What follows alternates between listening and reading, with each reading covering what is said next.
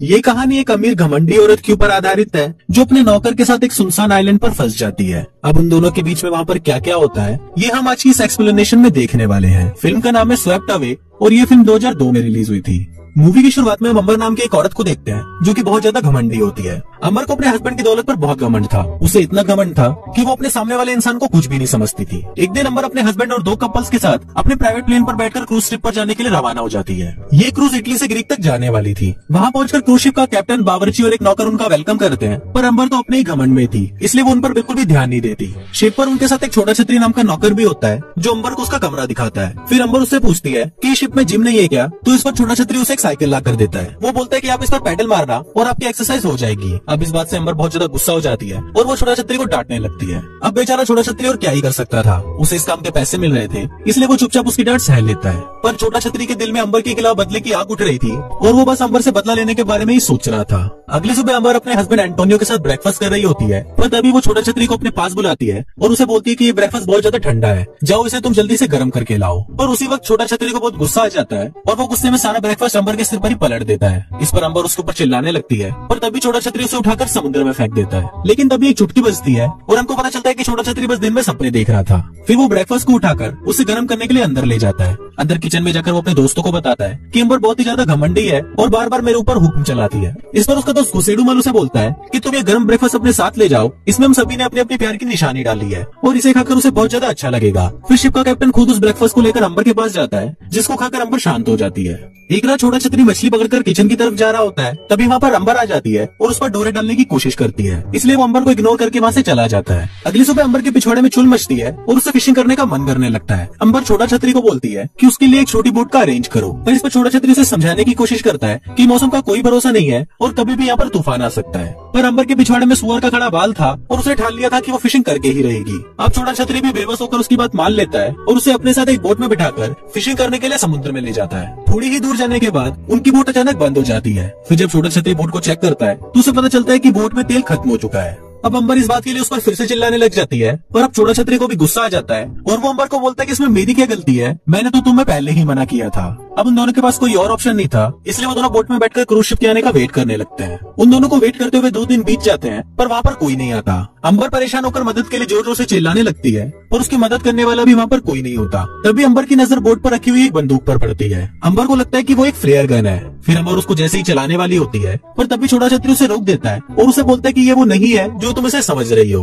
पर अंबर उसकी बात नहीं सुनती और वो दोनों उस बंदूक के लिए लड़ने लग जाते हैं। पर तभी अचानक वो बंदूक चल जाती है और वो सीधे उस बोट के एयरबैग पर लग जाती है, जिस वजह से उस बोट के एक एयरबैग में से हवा निकल जाती है। अब वो दोनों निराश होकर उस बोट पर बैठे हुए होते हैं, पर तभी उनको सामने किनारा दिखता है और वो दोनों फटाफट तैरते हुए उस किनारे पर पहुंच जाते हैं। फिर छोटा छतरी ऊपर चढ़कर उस जगह का पता लगाने की कोशिश करता है, पर काफी ढूंढने पर भी उसे वहाँ पर कुछ नहीं मिलता और उसे ये पता चलता है कि ये एक सुनसान आइलैंड है जहाँ पर सिर्फ वो दोनों ही हैं। दूसरी तरफ अंबर को छोटा छतरी पर बहुत गुस्सा आ रहा होता है और वो उसको बोलती है कि सिर्फ तुम्हारी वजह से ही हम यहाँ पर फंसे हैं। एक बार अगर मैं अपने घर पहुँच गई तो मैं अपने लॉयर को बोलकर तुम पर केस कर दूंगी। अब छोटा छतरी को भी इस बात से गुस्सा आ जाता है और वो अंबर को बोलता है कि तुम्हें जो उखाड़ना है उखाड़ लो, और ये बोलकर वो वहाँ से चला जाता है। थोड़ा आगे जाने के बाद छोटा छतरी को वहाँ पर एक टूटा फूटा घर मिल जाता है और पास में उसे गिरा हुआ कुछ सामान मिल जाता है, जिसकी मदद से वो मछली पकड़ने के लिए हथियार बनाता है और उससे वो मछली पकड़ भी लेता है। फिर वो उसे आग में भूनता है और छांव में बैठकर आराम से खाने लगता है। दूसरी तरफ अंबर उसको देखकर जलने लगती है। फिर वो भी उस आइलैंड पर खाना ढूंढने की कोशिश करती है, पर उसे वहाँ कुछ नहीं मिलता। इसके बाद वो छोटा छतरी के पास आकर उसे कुछ मछलियाँ मांगती है,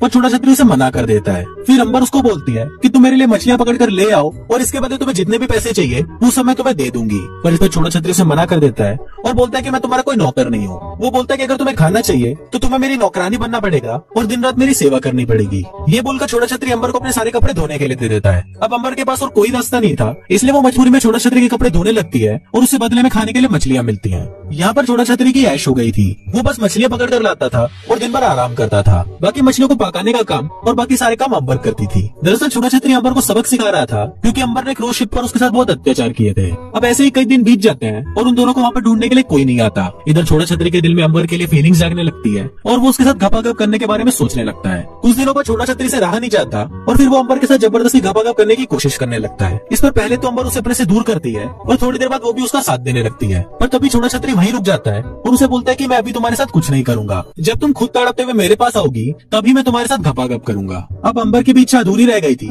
इसलिए वो बस सिर्फ घपाघप के बारे में ही सोचती रहती है। और फिर अगली सुबह वो छोटा छतरी के पास जाती है और उसे बोलती है कि प्लीज तुम अपनी छतरी मेरे अंदर खोल दो। अब छोटा छतरी भी अंबर की रिक्वेस्ट मान लेता है और फिर वो उसे अपने घर के अंदर ले जाता है और इसी के साथ वो लोग पूरी रात पलंग तोड़ गपागप करते हैं। अब ऐसे कुछ दिन बीत जाते हैं और एक दिन पलंग तोड़ने के बाद अंबर छोटा छतरी को बोलती है कि वो उससे प्यार करने लगी है। ये सुनकर छोटा छतरी चौंक जाता है और वो अंबर को बोलता है अगर हम इस आइलैंड पर फंसे नहीं होते तो तुम मुझे ऐसा कभी नहीं बोलती। वो उसे ये भी बोलता है कि क्या तुम्हें याद है कि तुमने शिप पर मेरे साथ कैसा बिहेव किया था। इस पर अंबर उसे बोलती है कि उस टाइम मेरा मूड काफी खराब था क्योंकि मेरा पति मुझे संतुष्ट नहीं कर पाता था, पर जब मैंने तुम्हारे साथ पलंग तोड़ा है तो मुझे एहसास हुआ है कि छोटा छतरी की छतरी में मेरे पति से ज्यादा दम है। ये सुनते ही छोटा छतरी लपक कर अंबर पर टूट पड़ता है और फिर वो दोनों फिर से पलंग तोड़ते हैं। अब ऐसे कुछ और दिन बीत जाते हैं और वो दोनों बस दिन रात पलंग तोड़ने के अलावा कोई दूसरा काम नहीं करते। अब दोनों ही अपनी लाइफ में बहुत ज्यादा खुश थे, पर एक दिन अंबर को समुद्र में एक नाव दिखाई देती है। उसे देखकर अंबर छोटा छतरी को बोलती है कि हमें कहीं छुप जाना चाहिए, पर छोटा छतरी उसे मना कर देता है। इस पर अंबर उसे बोलती है कि मैं तुम्हारे साथ यहीं पर ही खुश हूँ और मैं कहीं भी जाना नहीं चाहती।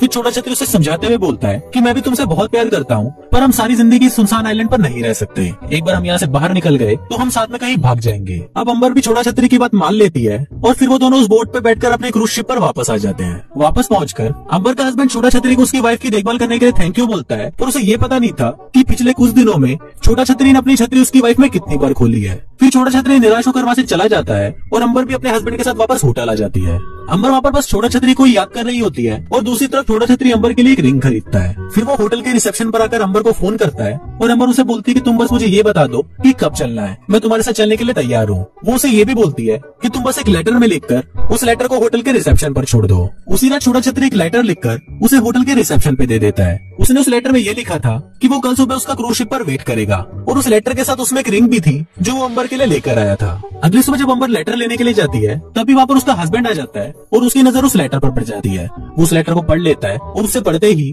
उसे अंबर और छोटा छतरी के प्लान के बारे में पता चल जाता है। इसके बाद वो बिना समय गवाए अंबर को अपने साथ एक हेलीकॉप्टर में ले जाता है। जाते जाते वो होटल के रिसेप्शन को एक लेटर देता है और उस लेटर को वो छोटा छतरी को देने के लिए बोलता है। फिर जब छोटा छतरी उस लेटर को पढ़ता है तो उसमें लिखा होता है कि मैं तुमसे प्यार नहीं करती और जो कुछ भी हमारे बीच उस आइलैंड पर हुआ वो बस एक गलती थी। दरअसल ये लेटर अंबर की तरफ से उसके हस्बैंड ने लिखा था ताकि छोटा छतरी उसको पढ़कर अंबर को भूल जाए। ये पढ़ते ही छोटा छतरी भागते हुए अंबर के पास जाता है और देखता है कि वो हेलीकॉप्टर से जा रही है। तभी छोटा छतरी अपनी उस रिंग को अंबर की तरफ फेंकता है और वो रिंग सीधा जाकर समुद्र में गिर जाती है। अब छोटा छतरी को लगता है कि अंबर ने उसे धोखा दिया है और अंबर को भी ये लग रहा होता है कि छोटा छतरी ने उसे धोखा दिया है और उसने उसके लिए कोई भी लेटर नहीं छोड़ा। और इसी अधूरी प्रेम कहानी के साथ ये फिल्म यहीं खत्म हो जाती है।